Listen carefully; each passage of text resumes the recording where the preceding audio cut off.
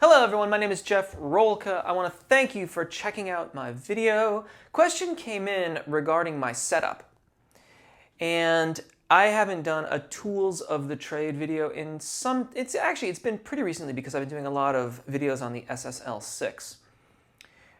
But specifically, the individual was asking about my setup for getting audio to these videos. I don't think that they were actually interested in the cameras and things like that.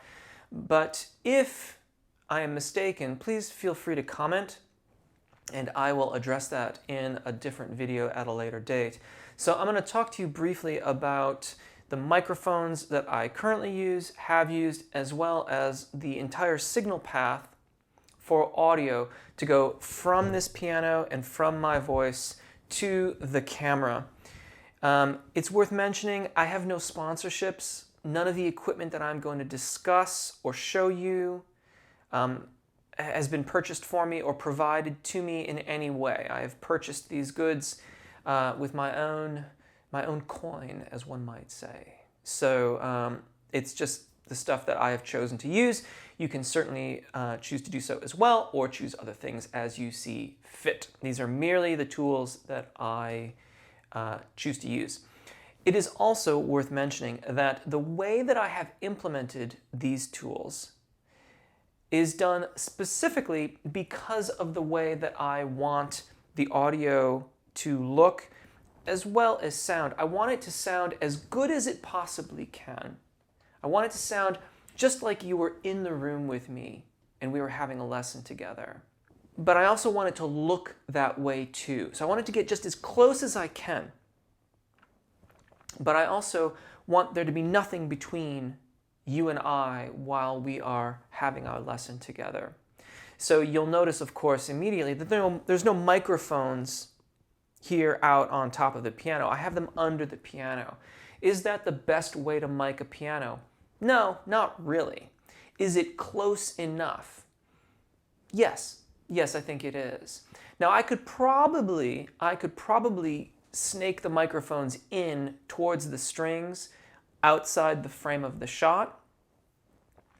But for my production schedule, for just the way that my life kind of unfolds on a day-to-day basis, by placing the microphones under the piano, I can move quickly, get into production mode, shoot my videos, and then move on. Equally, I don't have a microphone in front of me, and yet, of course, I'm wearing a lavalier mic. Where is it? There it is right there. You can hear me giving it a little brush. Again, I want there to be nothing between you and I. And while, in my opinion, black shirts are the sort of uniforms of the artistic folks, it's also very convenient that the microphone kind of fades into the background of the black shirt. Now, there's more to the black shirt than the fact that it's very convenient with a mic. I wear black shirts because it makes me feel a certain way, and it feels important to me. It's worth considering the look that you are going for. I have not necessarily chosen, the best microphones that I even own for the purposes of audio recording. I've chosen microphones for this application. Some of this stuff is kind of expensive. You don't have to start with these things. You don't have to have these things. I could probably get by with quite a bit less or different articles. But I have chosen to use the articles that I have here because I've been doing this for a very long time. I've accumulated a lot of them over a long period of time. I didn't invest in all of them all at once. When I started this whole thing out, my first few videos, I'll put a link up there. I shot the whole thing on this. The whole thing was shot on this, and I did the editing, such as it was, which was very little, in iMovie. And that's one of those first sets of videos were shot and how I got to them. What the setup is now has changed over the years. In brief, I'm wearing an Audio-Technica Pro 70 lavalier microphone. It does a reasonably good job. I feel that it's very lifelike. I don't have to have a weird thing on my face, nor do I have to have a microphone in front of me. If you go back Through the years, you'll see that I've used KM184s out in front of me. Those are a little too tinny. It's a small diaphragm condenser. I really like the sound of the AKG 414. That one, you'll notice it's right here in front of the piano. I think that is probably that's one of my favorite sounding microphones that I've used in the production of these videos. That microphone has been in and out of service. It's just recently had the capsule replaced, and so now it is very much good to go. But I don't know that I'll be switching because I'm quite fond and quite satisfied with the Audio-Technica Pro 70 lavaliers capturing of my voice. And it doesn't really catch, I mean, it gets a lot of the piano, but it's not an overwhelming amount of the piano. And it's important, and I'll talk about that in a minute as I talk more intimately about the microphones on the piano. It's important that not too much of the piano bleed into my microphone. It's inevitable that it's going to happen, but I want to keep it as much to a minimum. And with the 414 so close to the piano, it gets an awful lot of the piano sound. My Audio-Technica Pro 70 is going directly into a AMS Neve 1073LB. It is a 500 series module that fits into an API lunchbox.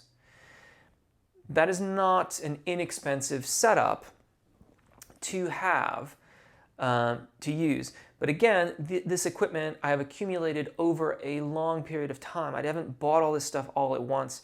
And I do use the AMS Neve for other recordings as well. So it does serve multiple purposes. It's not just the preamp that I use for my lavalier mic for these recordings.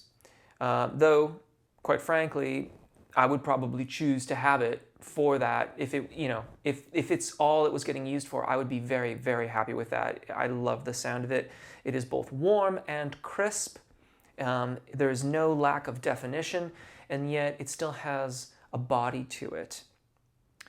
The piano microphones, there's two microphones on the piano. One is a Rode NT5, the other one is a KSM32. The Rode NT5 is a small diaphragm condenser microphone. The KSM32 is a large diaphragm condenser microphone. Both of them are in cardioid patterns. Both of them come to the SSL6 in on channels 1 and 2. Those are the super analog channels. And I come into those channels for that super analog saturation and sound to the microphones. And I also come into those channels because they have inline compressors. So I bring it in there. They're panned hard left and right. And this is not a very typical way to mic the piano, but the thing of it is that by using these very different microphones to mic the piano the way that I have to pan them hard left and right, otherwise I am certain to get phase cancellation, which will make it sound a bit weird in the videos or in the recordings. So I have to have them hard left and right. And for the longest time, I used to try using the matched NT5s. I tried using the KM184s underneath the piano in like an X pattern.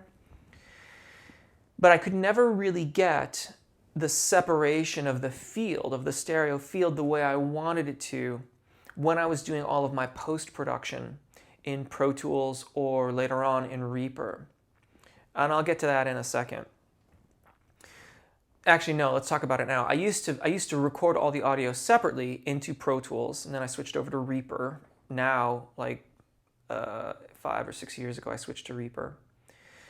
I used to do all the post in Pro Tools, and with the mics in that X pattern, I could apply a very, very short delay to one channel and offset it by as much as 14 milliseconds. And what that does is it makes your ears hear the piano in these very separate ways.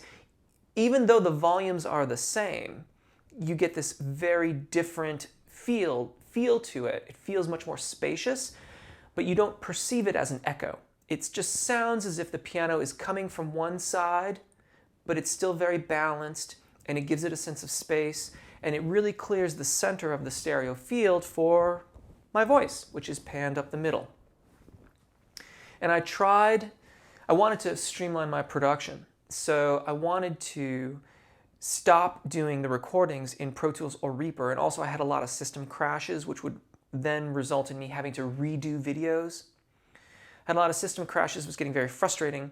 When I upgraded my camera to what I'm now using for this, which is a Canon G40, I could plug the audio outputs directly into the camera. So initially I just started going through Pro Tools and then using the outputs on the back of an audio interface into the camera. And then once I got the 6, I started coming direct out of the 6 directly into the camera. And what that means is that the audio, all the processing for the audio, all the sweetening and things like that is all done on the front end. And quite frankly, there's very little. I don't even have the EQs engaged on the piano microphones. This microphone is going through the 1073. It comes into the 6 on channel 3, and that's purely for fader control, so I can get the levels balanced between the piano and my vocal microphone. And then all of that is just sent straight out to the camera. I used to run a multi-effects processor, a reverb and delay unit, so that I could try to apply some of that millisecond delay to the piano channel and get that separation. But what I found when I went with the mismatched microphones under the piano was that because I had to pan them hard left and right, it automatically gave it this greater sense of stereo because of the difference in the tone qualities between the KSM32 and the NT5. It just had such a different color to the sound that the stereo field to my ears really opened up, and I felt that that was satisfied. And whenever I can take something out of the signal chain and reduce the complexity of the equipment that's being used to make the production work, I usually choose to do it because I want it to be as streamlined and reliable as possible. My goal for the production of these videos from an audio engineering standpoint is release ready audio. I want the audio to be as ready for release as possible coming right out of the outputs on the SSL6. In this case, it requires very little. There's no EQ of any kind on anything. There's no reverbs or delays or anything like that. There's plenty of room ambiance in my studio here.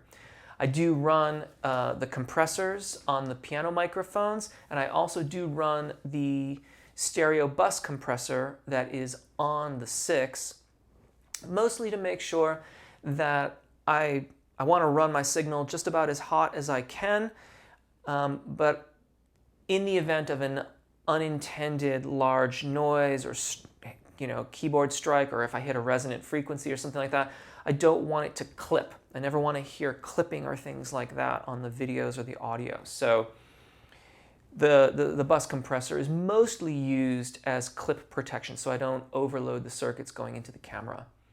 And that is it. If you are thinking about getting started with these things, if I may suggest, consider your primary interface before the other aspects of your signal chain. Your primary interface is your microphone. When you upgrade your microphone, everything that it captures gets a little bit of a boost. And there are aspects to audio production that are very ephemeral. Plugins are very ephemeral. They almost always need updates, or there are new versions, or there's this new plugin, that new plugin. And that in and of itself would require processing all the audio through your computer.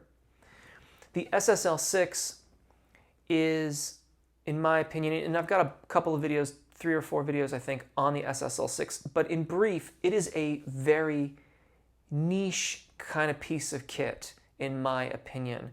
I think it sounds beautiful. It serves my needs remarkably well, unlike any other small format mixing console that I could find. But it's kind of expensive for what it is. You can certainly find mixing consoles that sound really, really good, that have a lot more channels and a lot more flexibility and things like that. Maybe not flexibility, just a lot more channels. So a lot more preamps and things like that. than you can find on the 6. But it's the routing, the cues or the headphone outputs, and the various other ways that you can move signal through the 6 that just made it worth the investment when I found out what it was and I began to investigate what it could do. And I must say that it made a tremendous difference in the consistency of the processing of the audio for my productions. It made the ability for me to be able to route signal in a variety of very creative ways very quickly. Just took it to a whole new level. And that was a really important aspect for me. Because I can often switch roles. I can do this video. I might then go and teach a lesson, and I haven't done a reaction video in quite some time, but then I might do a reaction video. And all 3 of those scenarios require slightly different configurations. On the 6, it takes a few minutes.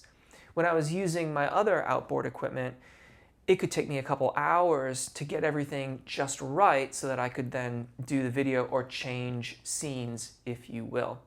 As a bonus, I've found that recording electric guitars through channels 1 or 2 with the super analog circuitry and the compressor is just absolutely delightful. I wasn't expecting it, but it's got that kind of edgy Trident Series 65 console sound to it, that sort of British console sound, but more of a warmth, which I suppose shouldn't surprise me because SSL is a British company, but it's a bit warmer than that without being sort of super saturated the way that Neves can be sort of juicy in their audio saturation. But anyways, I digress. The point is that think about your primary interface. Think about how you want your videos to sound and how you want them to appear to your audience, so that if you're shooting with the gear in the shot, if the gear's not in the shot, it doesn't matter. But if it is, then consider the experience that you want them to have, because that equipment will definitely have an impact on it. There is an awful lot of various different manufacturers and microphones and mixers and interfaces and you name it that's out there. And if I can be of any assistance, please ask your questions in the comments. This is just the setup that I currently use. If there's something I've overlooked or missed, please leave me a comment and I will either answer in the comments or make another video. Thank you so much for watching. My name's Jeff. Take really good care of your voices. Enjoy singing. Hopefully we'll see you again. Bye.